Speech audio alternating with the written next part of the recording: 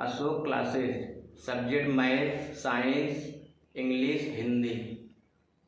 मेरे प्यारे दोस्तों, सबसे पहले आपको गुड इवनिंग बोलता हूँ मैं आप सभी लोगों को। अशोक क्लासेस, आज मैं कुछ आपको नया सिखाने वाला हूँ।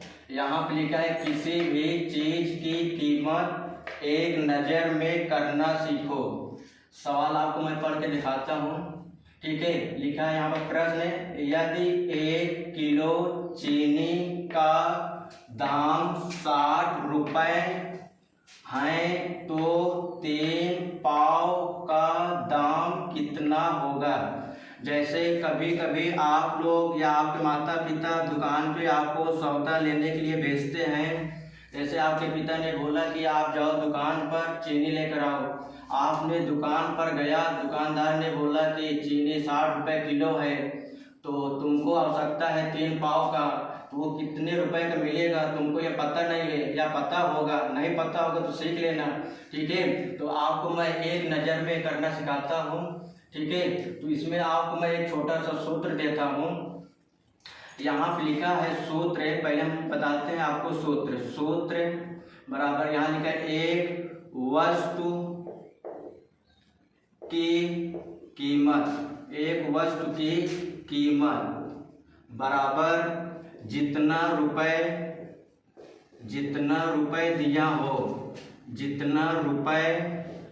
दिया हो अपान में 4 से भाग लगा दो।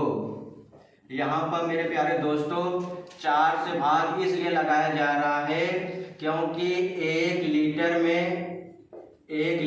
में 4 पाव होता है। 1 किलोग्राम में 4 पाव होता है। इसलिए आपको यहाँ पे समझना होगा 4 यहाँ पर इसलिए लिखा गया है क्योंकि 1 लीटर में 4 पाव होता है। हम आपको सूत्र लगा चुके हैं, अब आपको हम हल करना सिखाते हैं। एक बार मैं आपको सूत्र पुनः फिर पढ़ के सुना देता हूँ। एक वस्तु की कीमत जितना रुपए दिया हो बटे 4 से भाग लगा दो। तो हम लोग यहाँ पर क्वेश्चन पढ़ते हैं, यदि 1 किलो चीनी का दाम 60 रुपये है, तो 1 किलो चीनी का दाम कितना रुपए भैया 60 रुपये है। यहाँ पर लिखा है, यहाँ पर जितना रुपए दिया हो, तो यहाँ पर कितना रुपए दिया है चीनी का दाम 60 रुपये। यहाँ पर 60 रुपये लगा दो, बटे था देखो ये बटे लगा दिए। अब यहाँ पर कह रहे हैं 4 से भाग लगा दो, इसी 60 में 4 से तुम भाग लगा दो। अगर तुमको डायरेक्ट भाग नहीं आता है तो आपको भाग ऐसे बचपन में आपने पढ़ा होगा, ठीक है। तो भाग करने का सबसे आसान तरीका मैं आपको बताता हूँ। दुनिया में चाहे जितने का पहाड़ा आप पढ़ेंगे, सभी पहाड़ा 10 बार पढ़ा जाता है। तो 4 का पहाड़ा तुम 10 बार पढ़ोगे, 4 दहम्मा 40, 4 का पहाड़ा पूरा बार पढ़ा गया, 60 नहीं आया, इसलिए 0 को छोड़ दो, बचा यहाँ केवल संख्या 6 है। 4 का पहाड़ा ऐसा पढ़ो 6 से ज़्यादा ना हो। तो 4 4 दूनी 8, 4 दूनी 8 ज़्यादा हो गया, इसको रफ करो, ठीक। 4 एक कम 4 लिख दे भैया। अब यहाँ पर सब्ट्रैक्शन का चिन्ह लगाओ माइनस का, तो 6 में 4 गया 2। अब 0 को तुम यहाँ उतार लो। 4 का पहाड़ा ऐसा पढ़ो 20 से ज़्यादा ना हो, कम हो जाए या तो बराबर हो जाए। तो 4 पंजे 20, इसको कटाव कर दो। तो यहाँ पर जो आपका भागफल 15 रुपये आया है, ये एक चीज की कीमत बताता है, इसको तुम डायरेक्ट भी कर सकते हो। 4 एकम 4, 15 चौके 60। जो 15 यहाँ पर आपको आया है, यहाँ पर आपको लिखा है भाग में सूत्र में एक वस्तु की कीमत, मतलब एक वस्तु मतलब यहाँ पर एक बात कही गई है, यहाँ पाव की बात हो रही है, इसलिए यहाँ पाव हम बोलेंगे। 1 पाव की कीमत कितना निकल गया भैया। जब हम भाग लगाते हैं तो हमेशा जो भागफल आता है, जब भी हम भाग लगाते हैं जो भागफल आता है 1 पाव की कीमत आएगा। तो यहाँ हम लिखेंगे भैया 1 पाव का दाम 15 रुपये है, अब आपसे बोल रहा है प्रश्न में 3 पाव का दाम कितना होगा। अब 1 पाव का दाम 15 रुपए है, तो यहाँ पर 3 पाव का दाम 15, 1 पाव का दाम 15 रुपए है। अब 3 पाव को तुमसे पूछा जा रहा है, तो 3 से गुणा करा दो, ठीक है। 15 तिया 45 रुपए होगा। आपने इसको अच्छे तरीके से लिख लो। 3 पाव का दाम 15 रुपए होगा। ये तुम्हारा आंसर हो जाएगा छोटू। दूसरा नंबर देखो, इसको मैं जरा जल्दी बताता हूँ, आपने समझ गया होगा।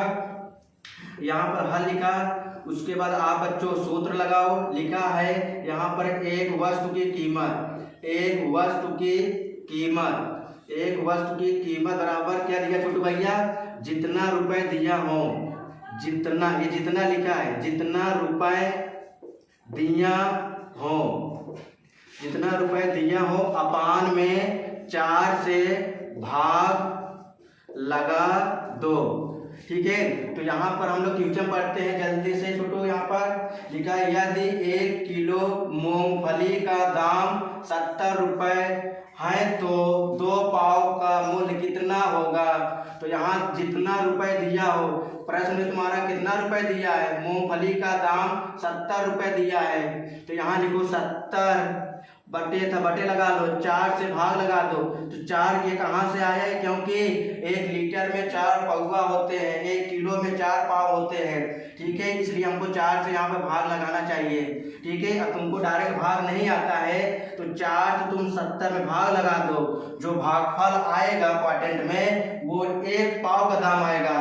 तो 4 धम्मा 40, 4 के पहाड़ा तुमने पूरा पढ़ा तो आया 40, लेकिन 70 नहीं आया। इसको पीछे से एक संख्या छोड़ दो, बचा यहाँ पर 7, तो 4 एक कम 4, यहाँ घटा दो, 7 में 4 गया 3, 0 ताल लो, 7 चौक 28, यहाँ बचेगा आपको, इसको दे दो कितना हो भैया, ये 10 हो जाएगा।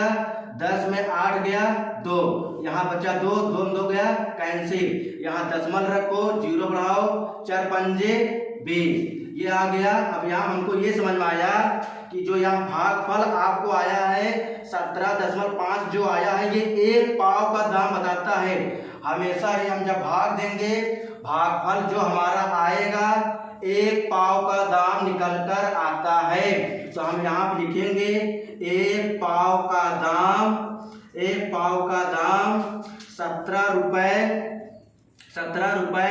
5 पैसा है। अब हमको यहाँ पर 1 पाव का दाम 17 रुपए 5 पैसा, तो दशमलव के पहले वाले को रुपया बोलेंगे, दशमलव के बाद पैसा बोलते हैं। इसको तुम पढ़ो 17 रुपए 5 पैसा। अच्छा, मैं आपको एक और समझाता हूँ, 8.5, इसको तुम बोलोगे 8 रुपए 5 पैसा। और देख लो जैसे 4.3, इसको तुम बोलोगे 4 रुपए 3 पैसा, ठीक। आपने समझ गया होगा। अब आपको कर भैया 2 पाव का कीमत भैया, तो 1 पाव का दाम यहाँ पे लिखा भैया कितना भैया 17.5, तो 17 यहाँ लिख लो भैया 2 पाव लिख लो। उसके बाद 17.5 और 2 पाव का पता करना, 2 से गुणा कर दो। 3 पाव का पता करना है, 3 से गुणा कर दो। 4 पाव का पता करना है, 4 से गुणा कर दो। 5 पाव का पता करना है, 5 से गुणा कर दो, ठीक है। तो देखो यहाँ पर 2 पंदे 10, 10 के 0 हासिल 1, 2 सते 14, 14 1 15, 15 कैरी 1, 2 1 कम 2, 2 1 3, दशमलव 1 अंक बाद रख दो भैया, ठीक है। तो आपके यहाँ तुम लिख सकते हो 2 पाव का दाम 30 रुपए होगा, 35 रुपए होगा, 35 रुपए होगा। ये तुम्हारा छोटू क्या हो जाएगा आंसर, यानी 2 पाव का दाम 35 रुपए होगा, ठीक है।